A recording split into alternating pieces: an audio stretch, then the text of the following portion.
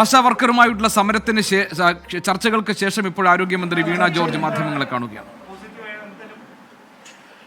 ആശമാരുടെ trade യൂണിയനുകളുമായിട്ടും സമരം ചെയ്യുന്ന സംഘടന ഉൾപ്പെടെ വളരെ വിശദമായിട്ട് ചർച്ച നടത്തി. 2 ഘട്ടമായിട്ടാണ് ചർച്ച നടത്തിയത്.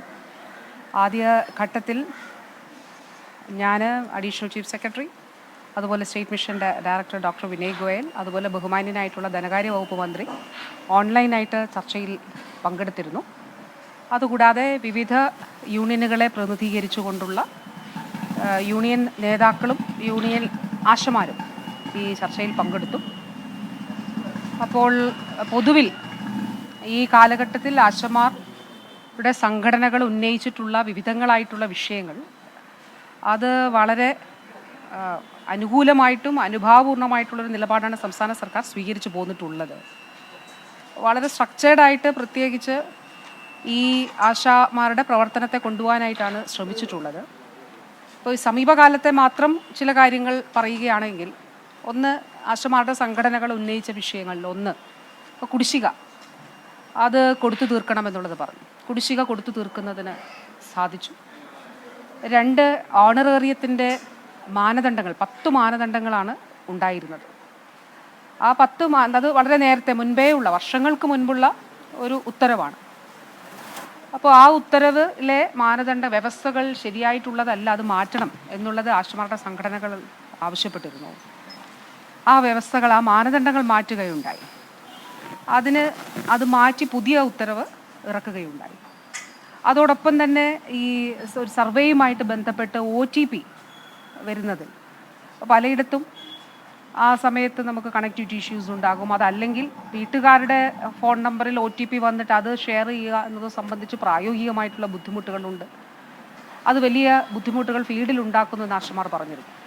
അത് പിൻവലിക്കാൻ സ്റ്റേറ്റ് മിഷനോട് ഞാൻ പറഞ്ഞു. ഹെൽത്ത് അത് ഡിസേബിൾ ചെയ്തു, OTP വേണ്ട എന്നുള്ളത് പറയുകയുണ്ടായി. അതിനോടൊപ്പം തന്നെ ഇപ്പോൾ നമ്മുടെ ശൈലി സർവേ കേന്ദ്ര ഗൈഡ് ലൈനിലുള്ളതാണ്. പോപ്പുലേഷൻ സർവേ നമ്മൾ നാഷണൽ ഗൈഡ് ലൈനിൽ നിന്ന് വിഭിന്നമായിട്ട് മറ്റൊരു കാര്യവും കേരളത്തിൽ സ്റ്റേറ്റ് ഗൈഡ് ലൈനിലില്ല. നാഷണൽ ഗൈഡ് ലൈനിലുള്ള കാര്യങ്ങൾ മാത്രമാണ് സ്റ്റേറ്റ് ഗൈഡ് ലൈനിലുമുള്ളത്. അപ്പോൾ ഈ പോപ്പുലേഷൻ സർവേയുടെ ഭാഗമായി നമ്മൾ നടത്തുന്ന ശൈലി ആപ്പ് ഉപയോഗിച്ച് നടത്തുന്ന സ്ക്രീനിങ്, നമ്മൾ വാസ്തവത്തിൽ കേരളത്തിൽ അത് ഡിജിറ്റലൈസ് ചെയ്തതോടുകൂടി. ആരോഗ്യമന്ത്രി വീണ ജോർജ് മാധ്യമങ്ങളെ കാണുകയാണ്. ആശാ വർക്കർമാരുടെ സമരത്തെ തുടർന്ന് അത് പരിഹരിക്കാൻ വേണ്ടിയുള്ള ചർച്ചകൾക്ക് ശേഷം ഉണ്ടായ കാര്യങ്ങൾ വിശദീകരിക്കുകയാണ് ആരോഗ്യം.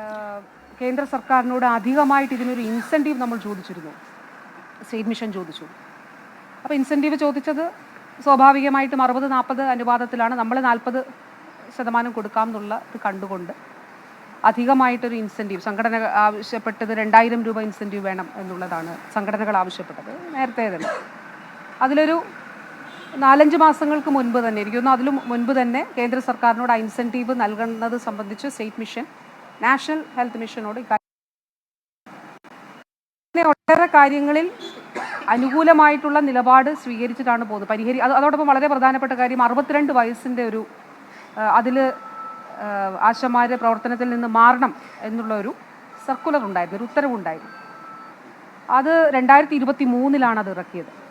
ആ ഉത്തരവ് ഇറങ്ങിയപ്പോൾ തന്നെ ഈ വ്യവസ്ഥ മാറ്റണമെന്ന് സംഘടനകൾ ആവശ്യപ്പെടുകയുണ്ടായി. ഇപ്പോൾ കോഴിക്കോട് ഒരു ആശയുടെ വിഷയം ഇതുപോലെ വന്നു. 62 വയസ്സ് കഴിഞ്ഞ ഒരാളെ മാറി നിൽക്കണമെന്ന് അവിടെ പ്രാദേശികമായിട്ട് ആവശ്യപ്പെടുന്ന സ്ഥിതി ഉണ്ടായി. സംഘടന ഉടനെ തന്നെ ആശാ ഫെഡറേഷൻ അന്ന് വന്ന് ഇക്കാര്യം ശ്രദ്ധയിൽപ്പെടുത്തി. അതിലിടപെട്ടു, അത് ചെയ്യരുതെന്ന് പറഞ്ഞു. സ്റ്റേറ്റിൽ ഒരു ആശയെയും 62 വയസ്സ് കഴിഞ്ഞിട്ട് പ്രവർത്തനത്തിൽ നിന്ന് മാറ്റി നിർത്തുന്ന ഒരു സാഹചര്യം കേരളത്തിൽ ഉണ്ടായിട്ടില്ല. പക്ഷേ ടെക്നിക്കലായി ഫ്രീസ് ചെയ്യുന്ന ഉത്തരവ് ഇറങ്ങിയിട്ടില്ല എന്നുള്ളത് ചൂണ്ടിക്കാണിച്ചു. ആ ഉത്തരവ് ഇറക്കി. അതായത് ഈ 62 വയസ്സിൽ പ്രവർത്തനത്തിൽ നിന്ന് മാറണം എന്നുള്ള ആ ഉത്തരവിലെ ഈ ക്ലോസ് ഫ്രീസ് ചെയ്യുന്നതായിട്ട് ഉത്തരവും ഇറക്കി. അപ്പോൾ നമുക്ക് പരമാവധി ചെയ്യാൻ കഴിയുന്ന കാര്യങ്ങൾ, ആരോഗ്യ വകുപ്പിന് ചെയ്യാൻ കഴിയുന്ന കാര്യങ്ങളെല്ലാം തന്നെ ചെയ്താണ് മുന്നോട്ട് പോകുന്നത്. ഈ കാര്യങ്ങളെല്ലാം തന്നെ ആദ്യ ഭാഗ ചർച്ചയിൽ പറഞ്ഞു.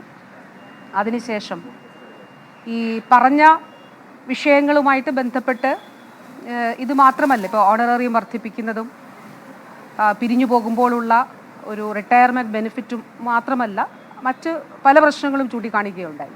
അപ്പോൾ സ്റ്റേറ്റ് ഗൈഡ് ലൈൻ അനുസരിച്ച് ഒരു മാസം 50 വീടാണ് കയറേണ്ടത്. 50 വീട്, ഒരാഴ്ച 50 വീടുകൾ വിസിറ്റ് ചെയ്താൽ മതിയാകും ഒരു മാസം. പക്ഷേ അങ്ങനെ അല്ലാതെ ചില പ്രദേശങ്ങളിൽ നിർബന്ധമായിട്ട് ചെയ്യണം എന്ന് ഇൻസിസ്റ്റ് ചെയ്യുന്നുണ്ട് എന്ന് പറഞ്ഞു. ഇപ്പോൾ 16 ദിവസമാണ് കേന്ദ്ര ഗൈഡ് ലൈനിൽ, 16 ദിവസമാണെന്ന് തോന്നുന്നു. നമ്മുടെ ഇവിടെ നമ്മൾ നോക്കുമ്പോൾ 16-18 ദിവസമാണ് സ്റ്റേറ്റ് ഗൈഡ് ലൈൻ അനുസരിച്ച് ഫീൽഡിൽ പോകേണ്ടതായിട്ടുള്ളത്. പക്ഷേ അങ്ങനെ അല്ലാതെ എല്ലാ ദിവസവും പോകേണ്ടതായിട്ട് നിർബന്ധിക്കുന്നു ചിലയിടങ്ങളിൽ എന്നുള്ളത് പറഞ്ഞു.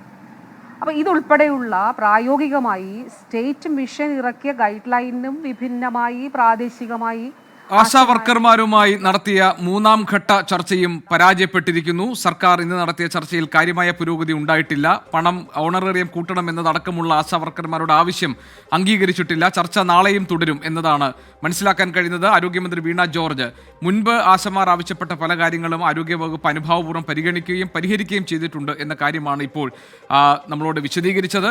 സലീം മാലിക് ഞങ്ങളുടെ പ്രതിനിധി നമ്മളോടൊപ്പം ചേരുന്നു. സമരപ്പന്തലിൽ നിന്ന് സമരം ഊർജിതമായി മുന്നോട്ട് കൊണ്ടുപോകാൻ ആശാ വർക്കർമാർ തീരുമാനിച്ചിരിക്കുന്നു. 3ാം ഘട്ട ചർച്ചയും പരാജയപ്പെട്ടതിന്റെ പശ്ചാത്തലത്തിൽ സലീം, എന്താണ് ആശാ വർക്കർമാർ പറയുന്നത്? ഇന്ന് ചർച്ച പരാജയപ്പെടാൻ ഇടയായ സാഹചര്യം എന്താണ്?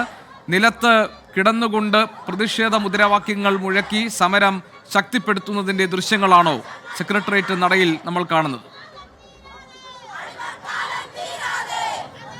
GK സെക്രട്ടേറിയറ്റ് നടയിൽ സമരപ്പന്തലിന് തൊട്ടു മുൻപിൽ അപ്രതീക്ഷിത നീക്കങ്ങളായി 3ാം ഘട്ട സമരവും ചർച്ചയും പരാജയപ്പെട്ടതിന് തൊട്ടു പിന്നാലെ ആശാ വർക്കേഴ്സിന്റെ സമരമിരിക്കുന്ന ആശാ വർക്കേഴ്സിന്റെ ഭാഗത്തു നിന്നുണ്ടായത് ഇവർ ഈ റോഡിന്റെ 2 വശത്തുമായി റോഡ് പൂർണ്ണമായും ഉപരോധിക്കുകയാണ്. അതിൽ ഒരു വശത്ത് ആശാ വർക്കേഴ്സ് പൂർണ്ണമായും റോഡിൽ കിടന്നുകൊണ്ട് അതിന്റെ മുൻപിൽ ഈ നിരാഹാരം ഇരിക്കുന്ന 3 ആശമാരാണ് നമുക്ക് മുന്നിൽ വീൽ ചെയറിൽ കാണാൻ കഴിയുന്നത്. അതിന് തൊട്ടുപിറകിലായി മറ്റ് ആശാ വർക്കേഴ്സ് ഇവിടെ റോഡിൽ കിടന്നുകൊണ്ട് സമരം ചെയ്യുകയാണ്. തൊട്ടപ്പുറത്തെ വശത്തും സമാനമായ രീതിയിൽ തന്നെ ആശാ വർക്കേഴ്സ് റോഡ് ഉപരോധിക്കുന്നുണ്ട്. അതോടുകൂടി ഈ നഗരമാകെ ഗതാഗത കുരുക്കിലായിട്ടുണ്ട്. പോലീസും ഈ അപ്രതീക്ഷിത നീക്കം പ്രതീക്ഷിച്ചതല്ല.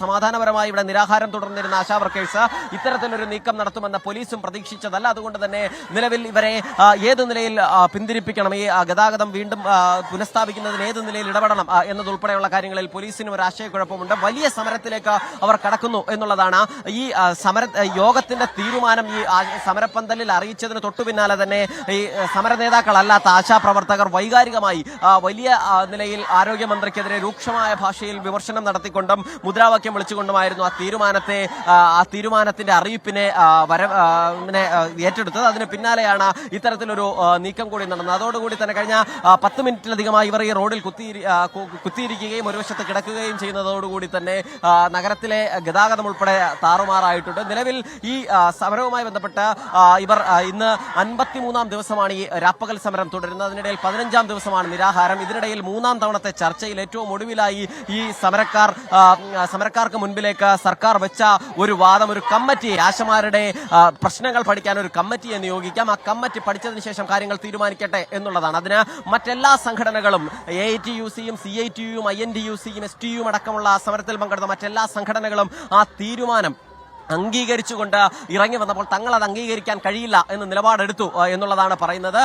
മാത്രമല്ല ആശമാരുടെ ഏതെങ്കിലും പ്രശ്നങ്ങൾ പരിഹരിക്കാൻ, അത് ഓണറാക്കാനുള്ള ചർച്ചയല്ല തങ്ങളുടെ ആവശ്യം. അതിനപ്പുറത്തേക്ക് കഴിഞ്ഞ നാളുകളായി തന്നെ ഇവർ ഉയർത്തുന്ന മറ്റാവശ്യങ്ങളുണ്ട്. അത് ഓണറേറിയ വർധനയ്ക്കും ഇൻസെന്റീവ് വർധനയ്ക്കും വിരമിക്കൽ ആനുകൂല്യം പ്രഖ്യാപിക്കുന്നതിനും ഒരു ചർച്ചയുടെയും ആവശ്യമില്ല. അതിനപ്പുറത്തേക്ക് മറ്റു കാര്യങ്ങൾ ഒരു 3000 രൂപയെങ്കിലും വർദ്ധിപ്പിച്ചതിന് ശേഷം ചർച്ചയോ കമ്മിറ്റി പഠനമോ ആവാം എന്നുള്ളതാണ് ഇവർ പറയുകയും ചെയ്യുന്നത്.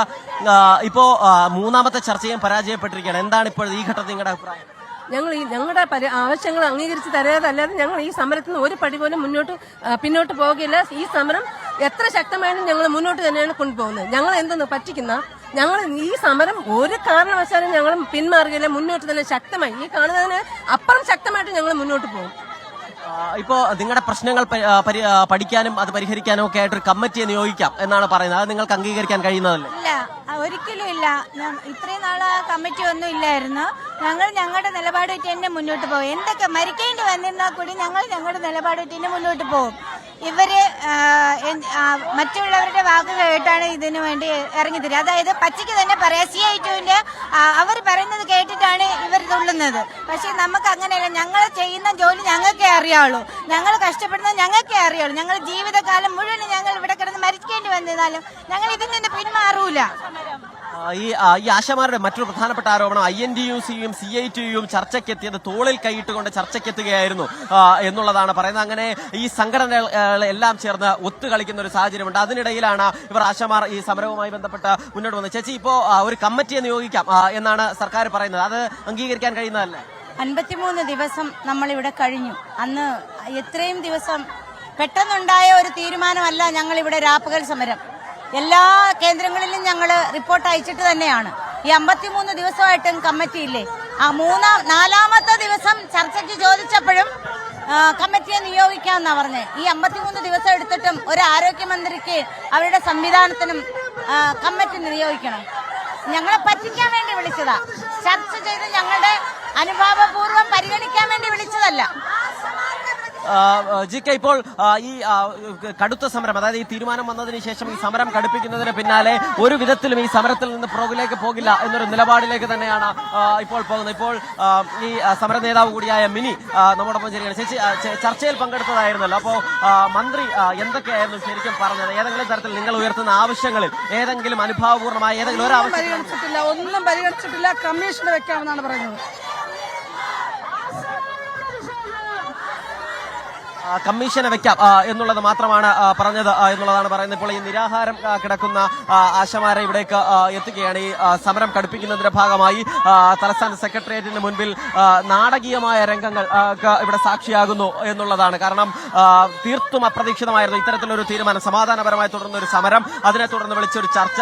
മുൻപ് 2 തവണയും ഈ നിലയിൽ തന്നെ ചർച്ചയ്ക്ക് വിളിച്ചതാണ്. ആ ചർച്ചയ്ക്ക് വിളിച്ച സമയത്തൊക്കെയും ആ ചർച്ച പരാജയപ്പെട്ടെങ്കിലും മുദ്രാവാക്യങ്ങൾക്ക് അപ്പുറത്തേക്ക് പ്രതിഷേധം രേഖപ്പെടുത്തി കടുത്ത സമരത്തിലേക്ക് കടക്കും എന്നത് മാത്രമായിരുന്നു ഈ സമരക്കാർ അറിയിച്ചിരുന്നത്. അതിന് പിന്നാലെ ഇപ്പോൾ ഇത്തരത്തിൽ ഈ ചർച്ച പരാജയപ്പെട്ടതിന് പിന്നാലെ സെക്രട്ടേറിയറ്റ് പരിസരത്ത് ഇത്തരത്തിലൊരു നാടകീയമായ സമര നീക്കത്തിലേക്ക് പോലീസോ മറ്റ് സംവിധാനങ്ങളോ പ്രതീക്ഷിച്ചിരുന്നതല്ല എന്നുള്ളതാണ് പ്രധാനപ്പെട്ട കാര്യം. അതുകൊണ്ട് തന്നെ ഈ നിലവിൽ വലിയൊരു ഗതാഗത കുരുക്ക് ഉൾപ്പെടെ തലസ്ഥാന നഗരത്തിലേക്ക് ഉണ്ടായി വരുന്നതിന്റെ കാരണം ഈ അപ്രതീക്ഷിതമായ ആശമാരുടെ സമര നീക്കമാണ്. എന്തായാലും ഒരു കമ്മീഷനെ വെക്കാം, അതിൽ നിന്നും പഠിച്ചതിന് ശേഷം മറ്റു തീരുമാനങ്ങൾ എടുക്കാം എന്നുള്ളതാണ് ആശമാർക്ക് മുൻപിലേക്ക്, ഈ സമരക്കാർക്ക് മുൻപിലേക്ക് സർക്കാർ മുന്നോട്ട് വെച്ച ഒരു പോംവഴി. പക്ഷേ അതിൽ തൽക്കാലം എന്തായാലും വഴങ്ങാനില്ല എന്നുള്ളതാണ് നിലവിൽ സമരക്കാർ പറയുന്നത്. കാരണം ഓണറേറിയ വർധനയ്ക്കോ ഇൻസെന്റീവ് വർധനയ്ക്കോ ഏതെങ്കിലും നിലയിലുള്ളൊരു കമ്മിറ്റിയുടെ ആവശ്യമില്ല.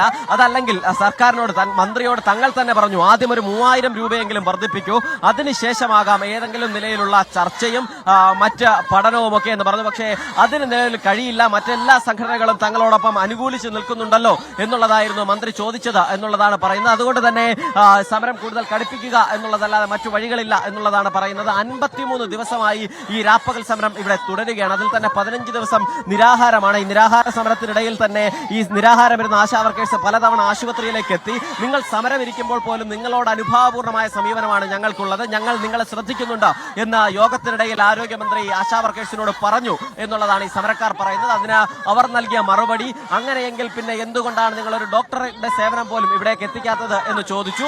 ആ ചോദ്യത്തിന് അങ്ങനെ ഡോക്ടർ എത്തിയില്ലേ എന്നുള്ളതാണ് ആരോഗ്യമന്ത്രി തിരികെ മറുപടിയായി ചോദിച്ചത് എന്നുള്ളതാണ് പറയുന്നത്. അതിലെ തന്നെ അവരുടെ ആരോപണം, കഴിഞ്ഞ ദിവസങ്ങളിൽ ഇവിടെ ഈ സമരപ്പന്തൽ ഒരു ഇലയനങ്ങിയാൽ പോലും അറിയുന്ന മന്ത്രി എന്തുകൊണ്ട് ഈ നിലയിൽ ഒരു ഡോക്ടർ എത്തിയില്ല എന്ന് അറിഞ്ഞില്ല എന്നുള്ളതാണ്. അങ്ങനെ മന്ത്രി പറയുന്ന വാദങ്ങളെ ഓരോന്നിനെയും പൊളിച്ചുകൊണ്ടാണ് സമരക്കാർ ഇന്നിവിടെ സംസാരിക്കുകയും ചെയ്തത്. എന്തായാലും നാളെ വീണ്ടും ചർച്ചയ്ക്ക് മന്ത്രി ക്ഷണിച്ചിട്ടുണ്ട്. നിലവിൽ ഈ ചർച്ച എന്നുള്ള നിലയിലേക്ക് മന്ത്രി വിളിക്കുകയാണെങ്കിൽ അതിൽ സഹകരിക്കാൻ തയ്യാറാണ്. പക്ഷേ ഓണറേറിയ വർധന, വിരമിക്കൽ ആനുകൂല്യം നൽകുക എന്നതിനപ്പുറത്തേക്ക് ഏതെങ്കിലും തരത്തിലുള്ള ഒത്തുതീർപ്പിലേക്ക് ആശമാർ വഴങ്ങാൻ തൽക്കാലമില്ല എന്നുള്ളതാണ് ഇവർ ഇവിടെ വ്യക്തമാക്കുകയും ചെയ്യുന്നത്. കാരണം തുടക്കം മുതൽ, ആദ്യ ദിവസം മുതൽ തന്നെ ഇവർ ഉന്നയിക്കുന്ന ആവശ്യവും അതാണ്. ആ ആവശ്യം ആദ്യം പരിഗണിച്ചതിന് ശേഷം ഈ ആശമാരുടെ പ്രശ്നങ്ങൾ പരിഹരിക്കുന്നതൊക്കെ നല്ലത് തന്നെ, അതിന് കമ്മിറ്റി ഉണ്ടാകുന്നത് നല്ലത് തന്നെ. പക്ഷേ ഏതെങ്കിലും നിലയിലൊരു സമരം അവസാനിപ്പിക്കണമെങ്കിൽ, ഒരു പോംവഴി വേണമെങ്കിൽ ആദ്യം ഇവരുടെ ഓണറേറിയ വർധന കാര്യങ്ങൾ പരിഗണിക്കണം എന്നുള്ളതാണ് പറയുകയും ചെയ്യുന്നത്. ആ നിലയിൽ സമരം തുടരുകയും ചെയ്യണം. ഇപ്പോൾ നമുക്ക് ഇവിടെ ഇപ്പോൾ ഈ നിരാഹാരം കിടക്കുന്ന ആ ചേച്ചി ഇപ്പോൾ മുദ്രാവാക്യം വിളിക്കുകയാണ്. കാരണം ആ സമരവീര്യത്തിന്റെ ഒരു തെളിവ് കൂടിയാണ്. ചേച്ചി, നിങ്ങൾ സമരം തുടരുകയാണോ?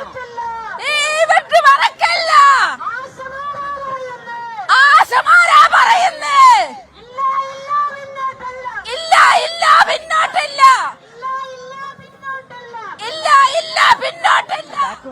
ജി കെ ഇവിടെ ഈ സമരവീര്യത്തിന്റെ ഒരു തെളിവ് എന്നുള്ള നിലയിൽ തന്നെ നമുക്ക് ഈ കാണാനും കഴിയും ഈ പ്രതിഷേധത്തെ. കാരണം നിരാഹാരം കിടക്കുന്ന കഴിഞ്ഞ കുറച്ച് ദിവസങ്ങളായി ആഹാരം കഴിക്കാത്ത ആ സ്ത്രീ പോലും ആ മുദ്രാവാക്യം വിളിക്കുന്നു എന്ന് പറഞ്ഞാൽ ആ സമരം ആ നിലയിൽ തന്നെ സമരവീര്യം ശക്തമായി തുടരുന്നു എന്നുള്ളതിന്റെ തന്നെ തെളിവാണ്. എന്തായാലും 100-ലധികം വരുന്ന ആശാപ്രവർത്തകർ ഇവിടെയുണ്ട്. അവർ റോഡിൽ കിടന്നുകൊണ്ടുള്ള പ്രതിഷേധം അത് വലിയ നിലയിൽ കടുപ്പിക്കുന്നു എന്നുള്ളത് തന്നെയാണ് ഇപ്പോഴും. കഴിഞ്ഞ കുറച്ചധികം സമയമായി ഈ സമരം തുടരുകയാണ്. ആ സമരം കുറച്ചധികം സമയമായി തുടരുമ്പോഴും പോലീസ് ഏതെങ്കിലും നിലയിലുള്ള ആക്ഷൻ പ്രവർത്തകർക്കെതിരെ എടുത്തിട്ടില്ല എന്നുള്ളത് കൂടി ശ്രദ്ധേയമാണ്. ആ നിലയിൽ ഏതെങ്കിലും തരത്തിൽ പ്രകോപനം സമരത്തിൽ കൂടുതൽ വൈകാരികമായ എന്തെങ്കിലും തരത്തിലുള്ള പ്രശ്നം ഉണ്ടാക്കേണ്ടതില്ല എന്നുള്ളത് കൂടിയാകാം ഒരുപക്ഷെ ഈ ആ നിലയിൽ അവർ സമരം തുടരുന്നതിന്റെ കാര്യമെന്ന് പറയുന്നത്. നിങ്ങൾ ഈ സമരം തുടരുക തന്നെയാണോ? തുടർന്ന് പോവുക തന്നെ ചെയ്യും. അവസാനം കാണുന്നവരെ തുടരും. നമുക്ക് നീതിക്ക് വേണ്ടിയാണ് നമ്മൾ ഇവിടെ വന്ന് കടന്നത്. അതുകൊണ്ട് ഞങ്ങൾ മതിയാക്കില്ല. ഞങ്ങൾ ഏതറ്റം വരെ പോകും. ഇപ്പോ ഒരു കമ്മീഷൻ എന്ന തീരുമാനത്തെ അംഗീകരിക്കുന്നുണ്ടോ? നിങ്ങളുടെ പ്രശ്നങ്ങൾ പഠിക്കാൻ ഒരു കമ്മീഷൻ വേണ്ട. ഞങ്ങൾ ജോലി ചെയ്യുന്നതിന്റെ കൂലിയാ ചോദിക്കുന്നത്. ഞങ്ങൾ ആരെയും പിടിച്ചു പറിക്കാനോ മോഷ്ടിക്കാനോ പോയിട്ടല്ല ഞങ്ങൾ ഇവിടെ സമരത്തിന് വന്നത്. ഞങ്ങളെ വിയർപ്പ് പച്ചവെള്ളമാക്കി ജോലി ചെയ്യുന്നവരാണ് ആശാ വർക്കർ. ഇന്നും ഞാൻ ഒരു പുരുഷൻ ട്യൂബിടാൻ പോയിട്ടാണ് ഇവിടെ ഈ സമരത്തിന് വന്നത്. അതുകൊണ്ട് ഞങ്ങൾക്ക് കമ്മീഷൻ വെക്കേണ്ട ഒരു കാര്യമില്ല. ഞങ്ങൾ ജോലി ചെയ്ത കാശ് തരാൻ എന്തിനാണ് കമ്മീഷൻ വെക്കുന്നത്? കമ്മീഷൻ വെച്ച് ഞങ്ങളെ എന്തോന്ന് ഓട്ടിച്ചു വിടാന്ന് നോക്കുന്നതാ? ഞങ്ങളെ തിരിച്ചുവിടാൻ എവിടെ അടവാണ്? എവരുടെ മൂന്നാമത്തെ അടവാണ് കമ്മീഷൻ വെക്കുന്നെന്ന് പറഞ്ഞത്. 53 ദിവസം കൊണ്ട് ആരോഗ്യ വകുപ്പ് മന്ത്രി കണ്ടില്ലേ ഞങ്ങൾ ഇവിടെ സമരം ചെയ്യുന്നത്? ഇത്രയും ദിവസമായിട്ട് ഇവർക്ക് ഇതിനൊരു തീരുമാനം കണ്ടെത്താൻ പറ്റിയില്ലല്ലോ. അങ്ങനെ ഉള്ള ഒരു ആരോഗ്യ വകുപ്പ് മന്ത്രി രാജിവെക്കുക, പുറത്തു പോകുക, രാജിവെക്കുക, പുറത്തു പോകുക. ജി കെ, വൈകാരികമാണ് ഓരോ പ്രതികരണങ്ങളും. കാരണം ഈ മൂന്നാം ഘട്ട ചർച്ചയിൽ അതിൽ ഇവരെ മാത്രമല്ല, ഈ സമരക്കാരെ മാത്രമല്ല, മറ്റ് യൂണിയനുകളെ കൂടി ഈ സമരത്തിലേക്ക് വിളിച്ചത് കൊണ്ട് തന്നെ സ്വാഭാവികമായും അവർ ഒരു അനുകൂലമായ ഏതെങ്കിലും തരത്തിലുള്ള നിലപാട് പ്രതീക്ഷിച്ചിരുന്നു. താൽക്കാലികമായെങ്കിലും ഒരല്പം വർധനവ് പ്രതീക്ഷിക്കുകയും ചെയ്തിരുന്നു. അതുകൊണ്ടാണ് അവർ 3000 രൂപയെങ്കിലും വർദ്ധിപ്പിച്ചതിന് ശേഷം മാത്രം ഏതെങ്കിലും തരത്തിലുള്ള കമ്മീഷനെ വെച്ചാൽ അതെങ്കിലും അംഗീകരിക്കാം എന്ന് ഇവർ പറയുകയും ചെയ്തതാണ് ആ യോഗത്തിൽ. പക്ഷേ എന്നിട്ട് പോലും അതിന് സർക്കാരോ മന്ത്രിയോ തയ്യാറായില്ല എന്നുള്ളതാണ് പറയുന്നത്. മാത്രമല്ല ധനമന്ത്രി ഈ ചർച്ചയിൽ പങ്കെടുത്തു എന്നും ഈ ആശാ വർക്കേഴ്സ് പറയുന്നുണ്ട്. ധനമന്ത്രി ഈ ചർച്ചയിൽ പങ്കെടുത്തത് 2 മിനിറ്റ് മാത്രമാണ്. 2 മിനിറ്റ് പങ്കെടുത്തതിന് ശേഷം സംസ്ഥാനത്തിന്റെ ധനസ്ഥിതിയെ കുറിച്ച് പറഞ്ഞു. അതിനുശേഷം ആ ചർച്ചയിൽ നിന്നും മടങ്ങുകയായിരുന്നു എന്നുള്ളതാണ് പറയുന്നത്. എന്തായാലും വലിയ സമരവീര്യം അത് ഈ ദിവസം ഈ രാത്രിയിൽ കാണുന്നതല്ല ഈ ആശാ വർക്കേഴ്സിന്റെ സമരവീര്യം എന്നുള്ള കാര്യത്തിൽ സംശയമില്ല. കാരണം 53 ദിവസം മുൻപ് ആരംഭിച്ച ഫെബ്രുവരി 10 ആരംഭിച്ച സമരമാണ്. ആ ദിവസം മുതൽ ഈ ആശാ വർക്കേഴ്സിന്റെ സമരവീര്യം നമ്മൾ കാണുന്നതാണ്. വലിയ സമരം എന്നുള്ള നിലയിലേക്ക് പല ഘട്ടങ്ങളിലും അത് ഈ മഹാസംഗമമായും വനിതാ സംഗമമായും നിയമസഭാ മാർച്ചായും സെക്രട്ടേറിയറ്റ് മാർച്ചായും ഒക്കെ നമ്മൾ കണ്ടതാണ്. പിന്നീട് പ്രതിരോധ സംഗമങ്ങൾ സംഘടിപ്പിച്ചും ഇവിടെ ഭക്ഷണം വെച്ചുമൊക്കെ ആ സമരം തുടരുന്നതും നമ്മൾ കണ്ടതാണ്. ഏറ്റവും ഒടുവിൽ ഈ സമരം അവരുടെ എല്ലാ പരിധികളും കടന്ന് ഏറ്റവും ഒടുവിൽ അവർ 38ാം ദിവസം ആ സമരം മറ്റൊരു തലത്തിലേക്ക് മാറ്റി നിരാഹാര സമരത്തിലേക്ക് കടന്നു. നിരാഹാര സമരത്തിലേക്ക് കടന്നിട്ടും മറ്റേതെങ്കിലും തരത്തിലുള്ള അനുകൂലമായ നിലപാടുണ്ടാവാത്തതോടുകൂടി മുടിമുറിക്കൽ സമരം എന്ന കടുത്ത സമരത്തിലേക്ക് കടന്നു. സ്വന്തം മുടി ഈ ആശാ സമരപ്പന്തലിൽ വെച്ച് മുറിച്ചുകൊണ്ടുള്ള സമരം കണ്ടതാണ്.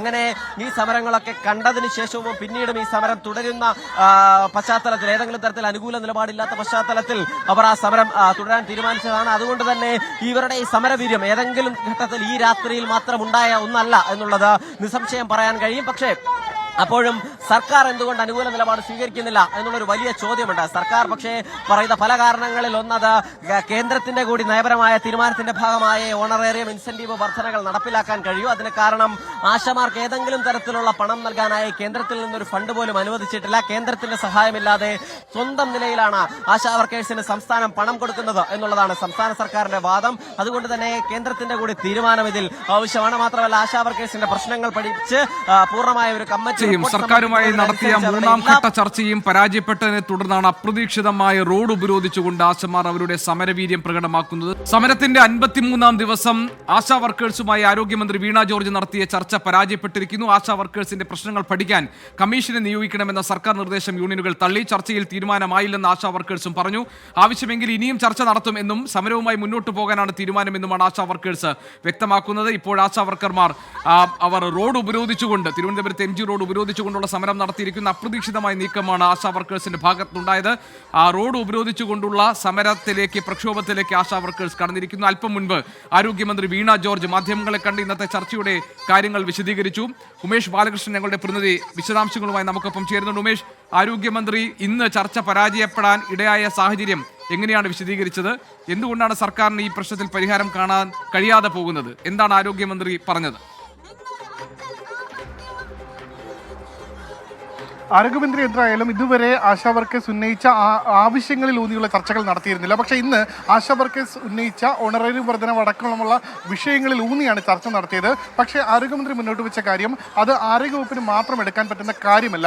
അതുകൊണ്ട് തന്നെ ഈ ആശാ വർക്കേഴ്സിൻ്റെ ജോലി, അവരുടെ ജോലിയുമായി ബന്ധപ്പെട്ടുള്ള ബുദ്ധിമുട്ടുകൾ തുടങ്ങിയ കാര്യങ്ങൾ പരിശോധിക്കാൻ 3 അംഗ കമ്മിറ്റി നിയോഗിക്കുന്നു. ആ ജോലിയുടെ ബുദ്ധിമുട്ടുകൾ എന്നിവ പരിശോധിച്ച് അവർക്കുള്ള ഓണററിയും എത്ര വർദ്ധിപ്പിക്കണമെന്നുള്ള കമ്മിറ്റിയുടെ ശുപാർശ അനുസരിച്ച് നടപ്പാക്കാൻ എന്നുള്ള ഒരു അഭിപ്രായം മുന്നോട്ട് വെച്ചു. 3 മാസം കൊണ്ട് കമ്മിറ്റി റിപ്പോർട്ട് ലഭിച്ച് അത് നടപ്പാക്കുന്ന രീതിയിലേക്ക് മുന്നോട്ട് പോകാം. 3 മാസത്തിൽ സാവകാശം നൽകണമെന്നുള്ള ആവശ്യമാണ് ആരോഗ്യമന്ത്രി മുന്നോട്ട് വെച്ചത്. എന്നാൽ അത് നിങ്ങൾ കമ്മിറ്റിയെ നിയോഗിച്ചോളൂ. പക്ഷേ കമ്മിറ്റിയെ നിയോഗിക്കുന്നതിന് മുൻപ് ഇപ്പോൾ ഉന്നയിച്ച ആവശ്യങ്ങൾ, ഇപ്പോൾ 21,000 രൂപയായി ഓണററി വർദ്ധിപ്പിക്കണമെന്നാണ് സമരം ചെയ്യുന്ന ആശാ വർക്കേഴ്സ് ഉന്നയിക്കുന്നത്.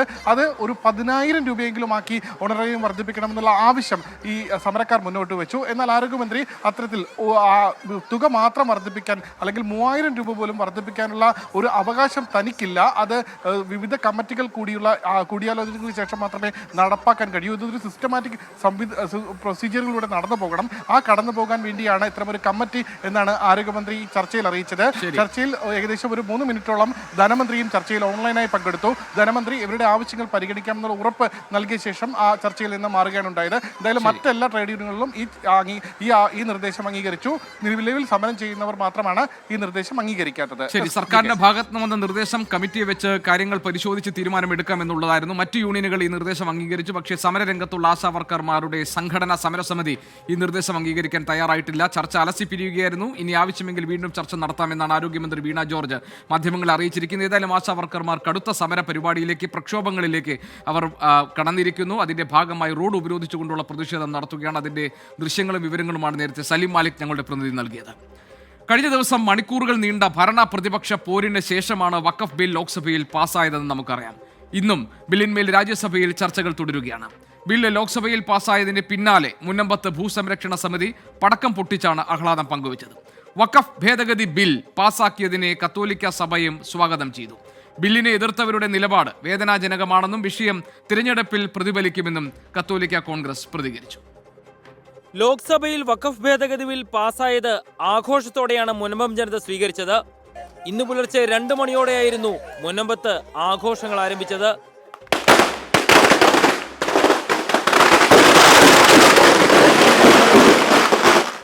ഞങ്ങൾ വളരെ സന്തോഷത്തോടെ കാണുന്നു. മുനമ്പം ജനതയോടൊപ്പം നിന്ന ഓരോ ഇന്ത്യൻ പൗരനും, ഇന്ത്യയുടെ വിജയം ആഗ്രഹിച്ച ഓരോ ഇന്ത്യൻ പൗരനും ഒത്തിരി സ്നേഹത്തോടെ നന്ദി പറയുകയാണ് ഈ നിമിഷത്തിൽ. അദ്ദേഹം എമ്പുരാനോട് സംസാരിച്ചപ്പോൾ ഞങ്ങൾ തമ്പുരാനോട് സംസാരിച്ചു. തമ്പുരാൻ ഞങ്ങളുടെ പ്രാർത്ഥന കേട്ട്.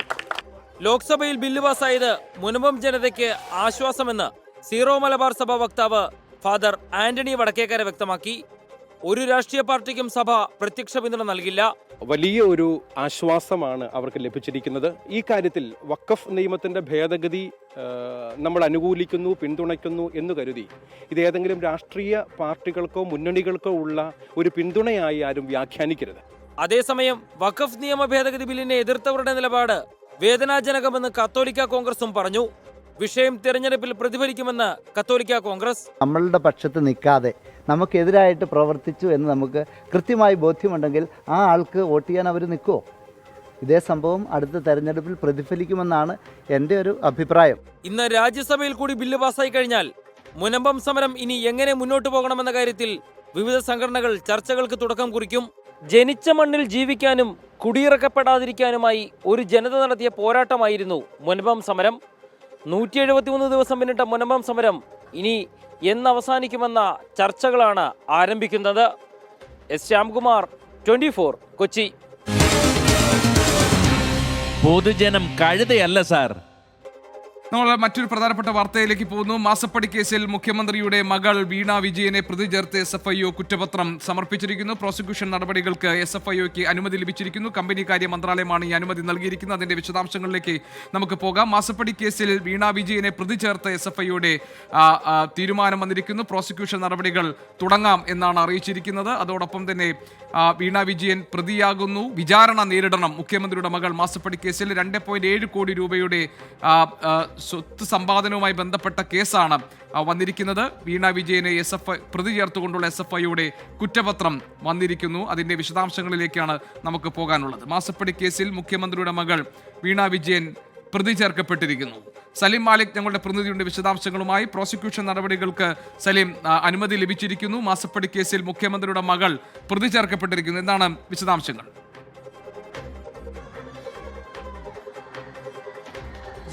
മുഖ്യമന്ത്രിയെ സംബന്ധിച്ചിടത്തോളം, മുഖ്യമന്ത്രിയുടെ മകളെ സംബന്ധിച്ചിടത്തോളം വലിയ തിരിച്ചടിയാണ്. രാഷ്ട്രീയമായി തന്നെ ഏറെ വിവാദം, ഏറെ കോളിളക്കം ഉണ്ടായിരുന്ന വിഷയമാണ് മാസപ്പടി കേസ്. അത് മുഖ്യമന്ത്രിയുടെ മകൾ വീണ വിജയൻ മാസപ്പടി കൈപ്പറ്റി എന്നുള്ള വലിയ ആരോപണം നേരിട്ടതാണ്. അത് മുഖ്യമന്ത്രിയെ ഉൾപ്പെടെ ഏറെ കാലം വലിയ വിവാദങ്ങളിലേക്ക് വലിച്ചിട്ടതാണ്. അതിനുശേഷമാണ് SFIO കേസ് ഏറ്റെടുക്കുന്നത്. സംസ്ഥാനത്ത് ആദ്യമായാണ് ആ നിലയിൽ SFIO ഒരു മുഖ്യമന്ത്രിയുടെ മകൾക്കെതിരെയുള്ള ഒരു അന്വേഷണം ഏറ്റെടുക്കുകയും ചെയ്യുന്നത്. അന്ന് തന്നെ വലിയ രാഷ്ട്രീയ കോളിളക്കം ഉണ്ടാക്കിയ സംഭവത്തിൽ ഇപ്പോൾ പ്രോസിക്യൂഷൻ അനുമതി നൽകിയിരിക്കുന്നു എന്നുള്ള സുപ്രധാനമായ വിവരമാണ് ഏറ്റവും ഒടുവിലായി പുറത്തു വരുന്നത്. പ്രോസിക്യൂഷന് കോർപ്പറേറ്റ് കാര്യ മന്ത്രാലയത്തിന്റെ അനുമതി ലഭിച്ചിട്ടുണ്ട്. വീണ വിജയനും ഒപ്പം തന്നെ ശശിധരൻ കർത്തയും വിചാരണ നേരിടണം എന്നുള്ളതാണ് SFI ഇപ്പോൾ സമർപ്പിച്ചിരിക്കുന്ന കുറ്റപത്രത്തിലൂടെ പറയുകയും ചെയ്യുന്നത്. ഗുരുതര വകുപ്പുകളാണ് ആ കുറ്റപത്രത്തിൽ ചുമത്തിയിരിക്കുന്നത്.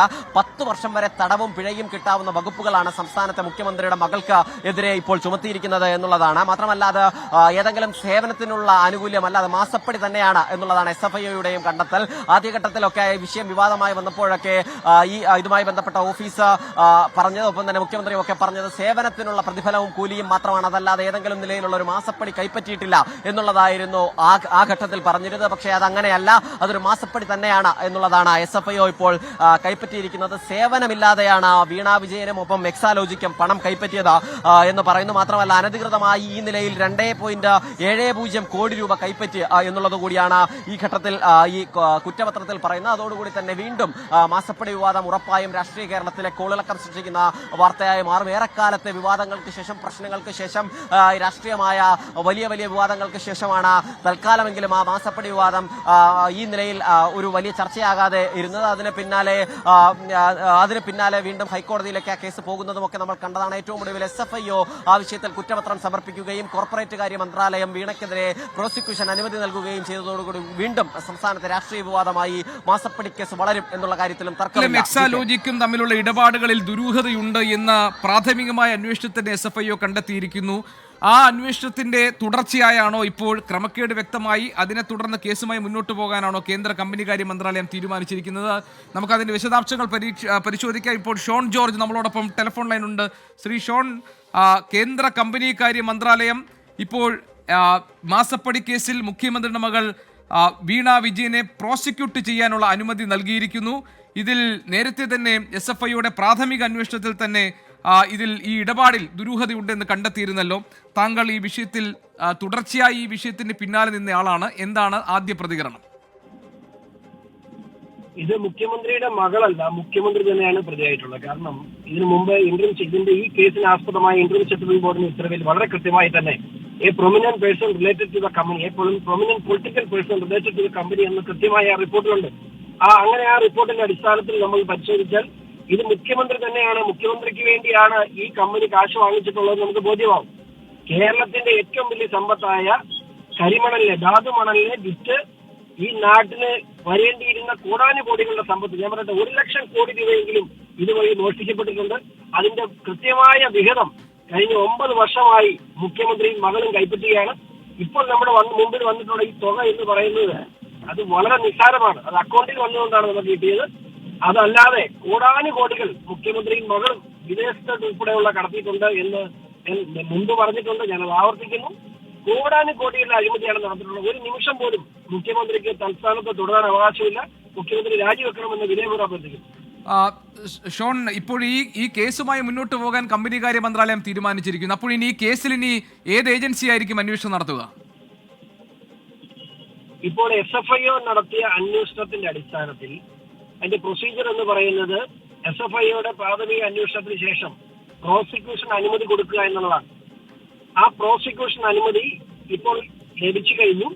ആ ലഭിച്ചതിന്റെ അടിസ്ഥാനത്തിൽ SFIO നമ്മൾ സാധാരണ കോടതിയിൽ ഫയൽ ചെയ്യുന്ന സാധാരണ കേസുകളിൽ ഫയൽ ചെയ്യുന്ന FIR പോലെ സ്പെഷ്യൽ കോർട്ട് SFIOയുടെ സ്പെഷ്യൽ കോർട്ടിൽ ഇത് സംബന്ധിച്ച ഒരു കംപ്ലൈന്റ് ഫയൽ ചെയ്യുന്നതായിട്ടുണ്ട്. ആ കംപ്ലൈന്റ് ഫയൽ ചെയ്ത് കഴിഞ്ഞാൽ അറസ്റ്റ് ഉൾപ്പെടെയുള്ള നടപടികളിലേക്ക് SFIO കടക്കാം. അതായത് SFIO തന്നെയാണോ ഇനി ഈ കാര്യത്തിൽ തുടർ അന്വേഷണവും ബാക്കി തുടർ നടപടികളിലേക്കും പോകേണ്ട ഏജൻസി SFIO തന്നെയാണോ? തീർച്ചയായിട്ടും. ശരി, അപ്പോൾ ഈ കാര്യത്തിൽ എന്തെല്ലാം കാര്യങ്ങൾ ഇപ്പോൾ SFIO ഇതിനകത്ത് ഏതൊക്കെ കാര്യങ്ങളിലാണ് SFIOയുടെ അന്വേഷണം എത്തുക? ഈ എക്സാലോജിക്കും CMRലും തമ്മിലുള്ള ഇടപാടുകളിലെ ഏതൊക്കെ ഭാഗങ്ങളിലാണ് ദുരൂഹതയുള്ളത്? എക്സാലോജിക്കും CMRലും തമ്മിൽ നടന്നിട്ടുള്ള ഇടപാടുകൾ മൊത്തത്തിൽ ദുരൂഹതയാണ്. അത് മൊത്തത്തിൽ ഫ്രോഡാണ്. അത് മുഖ്യമന്ത്രിക്ക് കൊടുക്കാനുള്ള കാശ് വാങ്ങി കൊടുത്തു അല്ലാതെ ആ SFIയും CMRലും തമ്മിൽ CMRലും എക്സാലോജിക്കും തമ്മിൽ യാതൊരു തരത്തിലുള്ള കൊടുക്കൽ വാങ്ങൽ ഇടപാടില്ല. കൊടുക്കൽ വാങ്ങലല്ല, ഒരു ബിസിനസ്സും നടന്നിട്ടില്ല. അവർക്ക് ഒരു സോഫ്റ്റ്വെയർ ഡെവലപ്പ് ചെയ്യോ ഏതെങ്കിലും തരത്തിലുള്ള അഡ്വൈസ് കൊടുക്കോ ഒന്നും വീണ വിജയന്റെ കമ്പനിയോ വീണയോ ചെയ്തിട്ടില്ല. ഇതെല്ലാം മുഖ്യമന്ത്രിക്ക് കാശ് കൊടുക്കാൻ വേണ്ടി ഉണ്ടാക്കിയ ഒരു തട്ടിപ്പ് പ്രസ്ഥാനമായിരുന്നു. അതാണ് ഇപ്പോൾ പുറത്തു വന്നിട്ടുള്ള ഇവർ പ്രതിയാകാനുള്ള കാരണം. ഈ ഇടപാടിന് പിന്നിൽ അഴിമതിയുണ്ടോ? ഏത് തരത്തിലുള്ള അഴിമതി നടന്നിട്ടുണ്ട്? അതിന്റെ വ്യാപ്തി എത്രത്തോളമാണ്? ഈ കാര്യങ്ങളൊക്കെ കണ്ടെത്തപ്പെടേണ്ടതുണ്ട് എന്നതായിരുന്നല്ലോ താങ്കളുടെ വാദം. അതിലേക്ക് എത്തിയോ കാര്യങ്ങൾ? അതിലേക്ക് ഇനി ഈ വിഷയത്തിൽ ഇത് മുഖ്യമന്ത്രി മാത്രമല്ലല്ലോ, നിരവധി രാഷ്ട്രീയ നേതാക്കൾ ഇവരുടെ കയ്യിൽ പണം കൈപ്പറ്റിയിട്ടുണ്ട്. അതിലേക്കെല്ലാം അഴിമതി നിരോധന നിയമപ്രകാരം ഈ കേസിൽ CBI എൻട്രി ചെയ്യേണ്ടതായിട്ടുണ്ട്. അതുപോലെ തന്നെ ഈ കേസിൽ പണം ബ്ലാക്ക് മണി വെളുപ്പിക്കുന്ന കേസ് ഉണ്ടായിട്ടുണ്ട്. അപ്പൊ എൻഫോഴ്സ്മെന്റ് ഡയറക്ടറേറ്റ് അതിനകത്ത് ഇൻവോൾവ് ചെയ്യേണ്ടതായിട്ടുണ്ട്. അതെല്ലാം അടുത്ത ഘട്ടത്തിൽ അതിനെക്കുറിച്ച് പരാതി കൊടുക്കാനും അത് തുടർ നടപടി സ്വീകരിക്കുവാനുള്ള അനുമതി തന്നുകൊണ്ട് തന്നെയാണ് എന്റെ കേസ് ബഹുമാനപ്പെട്ട കേരള ഹൈക്കോടതി അവസാനിപ്പിച്ചിട്ടുള്ളത്. ശ്രീ ഷോൺ ജോർജ്, ഇപ്പോൾ താങ്കൾ പറയുന്നത് ഇതിലെ പ്രതി മുഖ്യമന്ത്രിയുടെ മകളല്ല, മുഖ്യമന്ത്രി തന്നെയാണ് എന്നാണ്. അതായത് മുഖ്യമന്ത്രിയിലേക്ക് എത്താൻ വേണ്ടി അല്ലെങ്കിൽ മുഖ്യമന്ത്രിയെ സ്വാധീനിക്കാൻ വേണ്ടിയാണോ മകളായ വീണ വിജയൻ ഈ പണം നൽകിയത് എന്ന കാര്യം തെളിയിക്കപ്പെടേണ്ടതാണല്ലോ. അതുവരെ ഈ കാര്യങ്ങളിൽ ഇതിനൊക്കെ ഒരു ധാർമ്മികതയില്ലേ? എന്തിനു വേണ്ടി ഇവർ മുഖ്യമന്ത്രിയുടെ മകൾ ഒരു സേവനവും കൊടുക്കാതെ പണം കൈപ്പറ്റിയാൽ അത് മുഖ്യമന്ത്രിക്ക് വേണ്ടിയാണ് എന്ന് അതിപ്പം CPMന്റെ സംസ്ഥാന സെക്രട്ടറി പറയുന്നത് രണ്ട് കമ്പനികൾ തമ്മിൽ കൊടുക്കൽ വാങ്ങൽ നടത്തിയ ഒരു കാര്യമല്ല ഇത്. നമ്മൾ മനസ്സിലാക്കേണ്ടത് CMR എന്ന് പറയുന്ന കമ്പനിയുടെ 13.4% ഷെയർ ഹോൾഡ് ചെയ്യുന്നത് KSIDC ആണ്. ഒരു പൊതുമേഖലാ സ്ഥാപനമാണ്. കേരള സംസ്ഥാനത്തിന് കീഴിലുള്ള പൊതുമേഖലാ സ്ഥാപനത്തിൽ നിന്നും ഇത്ര വലിയൊരു തട്ടിപ്പ് നടത്തിയിട്ട് ആ സ്ഥാപനത്തിന് നഷ്ടം വന്നതിൽ കേസിൽ പ്രതിയായി നിൽക്കുന്നത് മുഖ്യമന്ത്രിയുടെ മകളാണ്. പിന്നെ ഒരു മിനിറ്റ് ആ തലസ്ഥാനം തുടരാൻ മുഖ്യമന്ത്രിക്ക് അർഹതയുണ്ടോ ധാർമ്മികമായി? ശരി ഷോൺ, ഇതിൽ ഈ SFIയുടെ അന്വേഷണവും പരിശോധനയും വന്നപ്പോഴും അതല്ലെങ്കിൽ കേന്ദ്ര ഏജൻസികൾ എവിടെ നിന്ന് അന്വേഷണം വരുമ്പോഴും അത് സ്വാഭാവികമായിട്ടും ഉണ്ടാകാൻ പോകുന്ന ഒരു വാദം കേന്ദ്രത്തിന്റെ രാഷ്ട്രീയ പകപോക്കലാണെന്നുള്ളതാണ്. അത്തരമൊരു ആക്ഷേപം നിലനിൽക്കുന്നുണ്ടല്ലോ. അങ്ങനെ ഒരു കാര്യം കൂടി ഇതിന്റെ പശ്ചാത്തലത്തിൽ നിലനിൽക്കുന്നില്ലേ? ഇത്രയും ദിവസം പറഞ്ഞുകൊണ്ടിരുന്ന കേന്ദ്രവും CPM തമ്മിൽ അഡ്ജസ്റ്റ്മെന്റ് ആണെന്നല്ലോ. അന്ന് ഞങ്ങൾ പറഞ്ഞില്ലേ ഇത് കൃത്യമായ അന്വേഷണം നടക്കുന്നുണ്ട്, മുഖ്യമന്ത്രിക്കെതിരെ നടപടി ഉണ്ടാവുന്നു. ഇപ്പൊ എന്താ പറയാനുള്ളത്? ബഹുമാനപ്പെട്ട CPMന്റെ സംസ്ഥാന സെക്രട്ടറി പറഞ്ഞു രണ്ട് കമ്പനികൾ തമ്മിലുള്ള ഇടപാട് നിങ്ങൾക്ക് എന്താ കാര്യമെന്ന്. ഇപ്പൊ മനസ്സിലായോ സംസ്ഥാന സെക്രട്ടറിക്ക് എന്താ കാര്യം? ഷോൺ, അതിനിടയിൽ ഒരു കാര്യം കൂടി, 7:30-ക്കാണ് നമ്മുടെ ചർച്ച നടക്കാൻ പോകുന്നത്. എൻകൗണ്ടർ താങ്കൾക്കറിയാം. ഹാഷ്മി താജ് ഇബ്രാഹിം എൻകൗണ്ടറുമായി എത്തും. താങ്കൾ അതിഥിയായി ഉണ്ടാകുമെന്ന് അറിയിച്ചിരുന്നതാണ്. അത് ഞാൻ താങ്കൾ ഓർമ്മിപ്പിക്കുകയാണ് ഈ സമയത്തെ. ഞാൻ 7:30-ക്ക് എനിക്കൊരു മീറ്റിംഗിന് ഞാൻ കയറുകയാണ്, തീർന്നാലേ എത്തുള്ളൂ. ഷോൺ, എന്നാലും പരാതിക്കാരൻ നിലയിൽ താങ്കളുടെ സാന്നിധ്യം അനിവാര്യമാണല്ലോ ഇന്നത്തെ ദിവസം. കുറച്ചു നേരമെങ്കിലും താങ്കൾക്ക് ഞങ്ങളുമായി സഹകരിക്കാം ഇന്ന്. ഞാൻ വിളിച്ചോളാം, ഫോണിൽ വിളിച്ചോളാം. ശരി ഷോൺ, ഇനി താങ്കൾ എന്താണ് ഈ കേസിൽ പ്രതീക്ഷിക്കുന്നത്? ശരി, ഷോൺ ജോർജ് ആണ് പരാതിക്കാരനാണ് നമ്മളോട് സംസാരിച്ചത്. എക്സാലോജിക്കും CMRലും തമ്മിൽ നടന്ന ഇടപാടിൽ ദുരൂഹതയുണ്ട് എന്നാണ് കേന്ദ്ര കമ്പനികാര്യ മന്ത്രാലയത്തിന്റെ നിലപാട്. ഇടപാടിന് പിന്നിൽ അഴിമതിയുണ്ടോ എന്ന കാര്യം പരിശോധിക്കപ്പെടും. ഏതായാലും മാസപ്പടി കേസിൽ മുഖ്യമന്ത്രി പിണറായി വിജയന്റെ മകൾ വീണ വിജയൻ പ്രതി ചേർക്കപ്പെട്ടിരിക്കുന്നു. SFIയുടെ കുറ്റപത്രം വന്നിരിക്കുന്നു. പ്രോസിക്യൂഷനുമായി നടപടികളുമായി മുന്നോട്ട് പ്രോസിക്യൂട്ട് ചെയ്യാം എന്നതിൽ അനുമതി നൽകിയിരിക്കുന്നു കമ്പനികാര്യ മന്ത്രാലയം. സ്വാഭാവികമായും ഇത് വലിയ രാഷ്ട്രീയ വിവാദങ്ങൾക്ക് വഴിവെച്ചേക്കാവുന്ന നിയമ നടപടിയായി മാറിയിരിക്കുന്നു. സലീം മാലിക് നമ്മളോടൊപ്പമുണ്ട്. സലീം, മറ്റ് വിശദാംശങ്ങൾ എന്തൊക്കെ?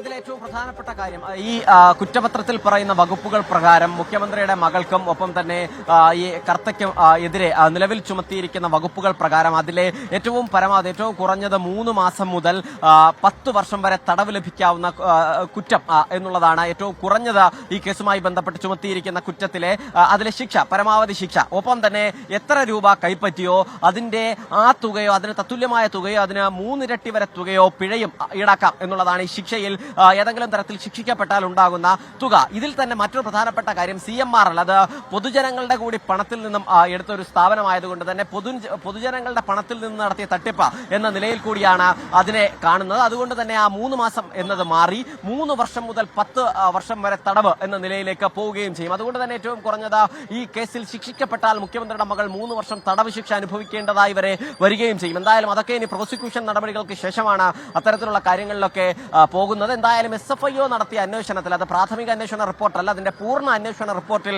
നിലവിൽ പറയുന്നത് ഈ വീണ വിജയൻ അനധികൃതമായി മാസപ്പടി എന്ന നിലയിൽ തന്നെ പണം കൈപ്പറ്റിയിട്ടുണ്ട് എന്നുള്ളതാണ്. ഏതെങ്കിലും തരത്തിലുള്ള 2 കമ്പനികൾ തമ്മിലുള്ള ഇടപാട്, ആ ഇടപാടിനെ ചൊല്ലിയുണ്ടായ ഏതെങ്കിലും തരത്തിലുള്ള കൂലിയല്ല, പകരം മാസപ്പടിയാണ് കൈപ്പറ്റിയത് എന്നുള്ളതാണ് ഒരു കേന്ദ്ര ഏജൻസി അന്വേഷിച്ച് കണ്ടെത്തിയിരിക്കുന്നത്, അതിന്റെ കുറ്റപത്രം സമർപ്പിച്ചിരിക്കുന്നത്. അതിനുശേഷമാണ് കമ്പനികാര്യ മന്ത്രാലയം അതിൽ വീണ വിജയനെയും ഒപ്പം തന്നെ ആ കമ്പനിയെയും പ്രോസിക്യൂട്ട് ചെയ്യാൻ അനുമതി നൽകിയിരിക്കുന്നത്. സ്വാഭാവികമായും മുഖ്യമന്ത്രിയെ സംബന്ധിച്ചിടത്തോളം കൂടി വലിയ തിരിച്ചടിയാണ്. കാരണം തുടക്കം മുതൽ തന്നെ ഈ കേസിൽ ഏതെങ്കിലും തരത്തിൽ ദുരൂഹമായ ഇടപെടലുകൾ നടത്തിയിട്ടുണ്ടെങ്കിൽ അതിൽ ശിക്ഷിക്കപ്പെടട്ടെ, അതിൽ അന്വേഷണം നടക്കട്ടെ എന്നുള്ളതായിരുന്നു മുഖ്യമന്ത്രിയുടെ നിലപാട്, CPIM-ന്റെ നിലപാട്. ആ നിലപാടിൽ ഇപ്പോഴെന്തായാലും വലിയ തിരിച്ചടി ഒരു കേന്ദ്ര ഏജൻസിയുടെ ഭാഗത്ത് നിന്ന് ഉണ്ടാകുന്നുണ്ട്. പക്ഷേ CPIM സ്വാഭാവികമായും ഇനി പ്രതിരോധിക്കാൻ പോകുന്നത് അത് കേന്ദ്രത്തിന്റെ വേട്ടയാടൽ നടപടി എന്നുള്ളതായിരിക്കും. പക്ഷേ എന്ത് തന്നെയായാലും ആ പ്രോസിക്യൂഷൻ നടപടിയെ ഇനി മുഖ്യമന്ത്രിയുടെ മകൾ നേരിടേണ്ടി വരും. നാളെ മുതൽ തന്നെ വീണ്ടും മാസപ്പടി സജീവ ചർച്ചയിലേക്ക്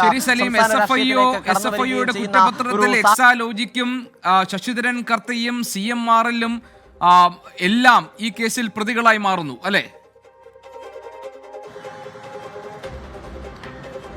അതെ, അതായത് ഈ കേസിലെ കുറ്റപത്ര പ്രകാരം മുഖ്യമന്ത്രിയുടെ മകൾ, ഒപ്പം തന്നെ ശശിധരൻ കർത്ത, എക്സാലോജിക് തുടങ്ങിയ കമ്പനികൾ പ്രതികൾ, CMRL തുടങ്ങിയ കമ്പനികൾ പ്രതികളാകുന്നു എന്നുള്ളതാണ്. അതിലെ ഏറ്റവും പ്രധാനപ്പെട്ട കണ്ടെത്തലായി അവർ പറയുന്നത് തന്നെ ഏതെങ്കിലും തരത്തിലുള്ള ഒരു സേവനത്തിന്റെ കൂലി എന്നുള്ളതല്ല. ആ സേവനം നടത്തിയതിന് ഏതെങ്കിലും തരത്തിൽ തെളിവില്ല. മാത്രമല്ല ഈ തുകകൾ ഇത് ഈ ഇപ്പോൾ കണ്ടെത്തിയിരിക്കുന്ന 2.70 കോടി രൂപ അല്ലാതെ തന്നെ ഇടപാടുകൾ അങ്ങോട്ടും ഇങ്ങോട്ടുമായി നടന്നിട്ടുണ്ട്. അത് വലിയ കോടികളുടെ ഇടപാടുകൾ നടന്നിട്ടുണ്ട്.